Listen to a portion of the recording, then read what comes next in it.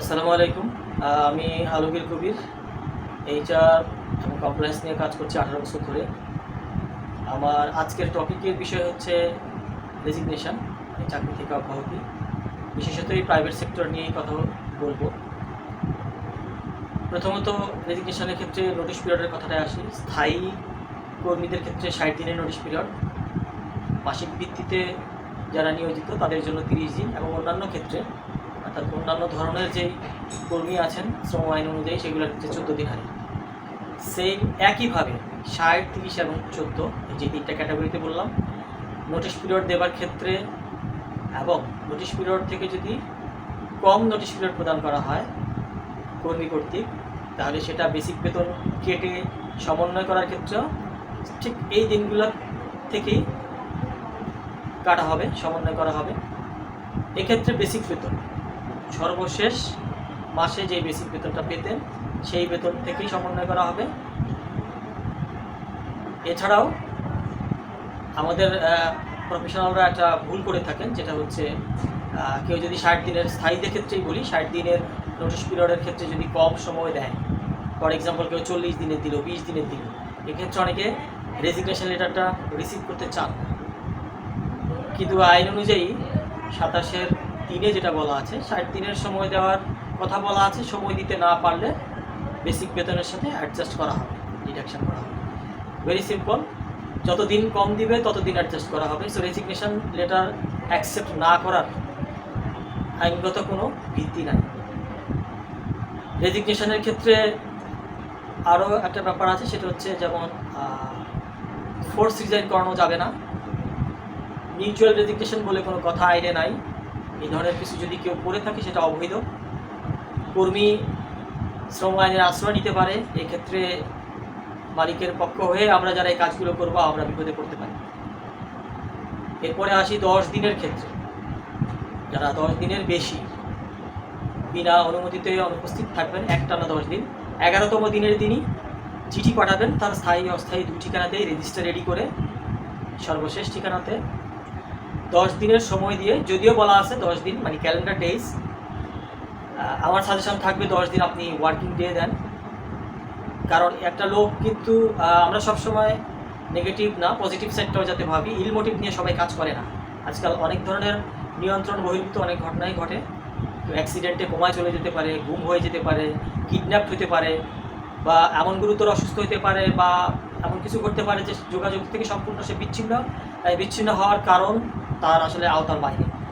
So এক্ষেত্রে basically হবে চিঠিটা দেওয়ার আগেই তার বাসায় যদি পারি আমরা আমাদের কোনো স্টাফকে পাঠাই, খবর নিব যেন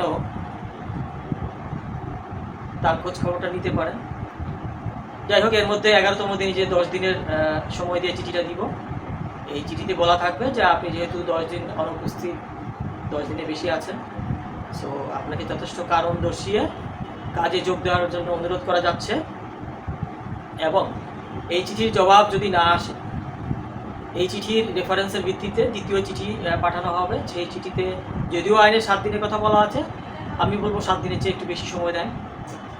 কারণ শেষ মুহূর্ত পর্যন্ত যদি তার নিয়ন্ত্রণ বহির্ভূত কিছু থেকে তাকে জয়েন করতে পারে, সে বেশি সময় দেন। 7 দিনের জায়গায় আবারও 10 দিন সময় দিলে প্রবলেম নাই, 10টা ওয়ার্কিং ডে দেন। ওই চিঠিতে লেখা থাকবে, দ্বিতীয় চিঠিতে আপনার প্রথম চিঠির জবাবে যেহেতু আপনি যোগদান দেওয়ার জন্য কোনো চিঠির উত্তর অথবা যোগদানের জন্য কোনো ধরনের মেসেজ বা যোগদান করেন নাই, এবং এই দ্বিতীয় চিঠিতেও আপনাকে বলা হচ্ছে জয়েন করার জন্য। আর যদি জয়েন করতে না পারেন তাহলে ধরে নেওয়া হবে যেদিন থেকে আপনি কাজে অনুপস্থিত বিনা অনুমতিতে, সেদিন থেকেই আপনি স্বেচ্ছায় রেজিগনেশন দিয়েছেন, অব্যাহতি দিয়েছেন চাকরি থেকে, সেটা ধরে নেওয়া হবে। এবং তার পাওনাদি হিসাব করে রাখা উচিত। পাওনাদির বিষয়ে যেটা হবে সেটা হচ্ছে প্রতি বছরের জন্য একটা করে বেসিক হবে। তবে শর্ত থাকে 5 থেকে 10 বছরের কম, অর্থাৎ 5 থেকে 9 বছর যারা সার্ভিস করবেন তাদের জন্য প্রতি বছরের জন্য 14 দিন হারে অথবা গ্র্যাচুইটি, দুইটা মধ্যে যেটা বেশি থাকে সেটা দিতে হবে। এবং 10 বা তারও বেশি বছর যারা সার্ভিস দিয়েছেন তাদের জন্য 30 দিন হারে সার্ভিস বেনিফিট অথবা গ্র্যাচুইটি, দুটোর মধ্যে যেটা বেশি থাকে সেটা দিতে হবে। ফাইনাল সেটেলমেন্টে 2 ধরনের ক্যালকুলেশনই করে দেখাইতে হবে। এই ক্ষেত্রে যেমন 10 একটা হচ্ছে মাইলস্টোন। সো 10-এর ক্ষেত্রে যেটা বলবো, কারো যদি 9 বছর 7 মাস চাকরি করে, 9টা বেসিকই পাবে, 10টা নয়। কেউ যদি 10 বছর 7 মাস চাকরি করে, 11টা বেসিক পাবে। সো এইভাবে ক্ষতিপূরণ দেওয়া যেতে পারে, যেটা আইনে বলা আছে।